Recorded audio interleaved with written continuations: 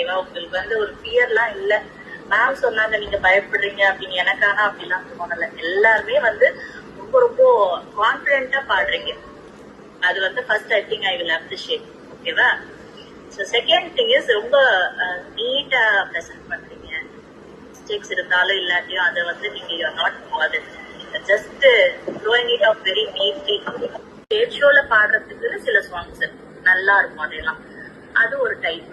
அப்புறம் இன்ஸ்ட்ருமெண்ட்ஸோட பக்கவாத்தியங்களோட பாடுறதுக்குன்னு ஒரு சில சாங்ஸ் நல்லா எடுப்பா காமிக்கிற மாதிரி இருக்கும். ஓகேவா? அது இன்னொன்னு.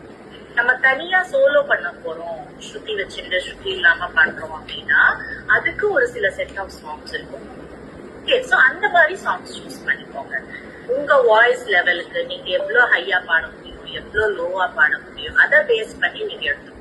ப்ரொனவுன்சியேஷன் வைஸ் எல்லாருமே நல்லா ப்ரொனவுன்ஸ் பண்ணிருக்கீங்க. தமிழ் ஆகட்டும், வேற பஜன்ஸா இருக்கட்டும், அதெல்லாம் வந்து there is no flaw in mistake. Pronunciation is very very nice. So நல்ல தமிழ் பேசுறீங்க, எல்லாம் நல்ல தமிழ் ப்ரொனவுன்ஸ்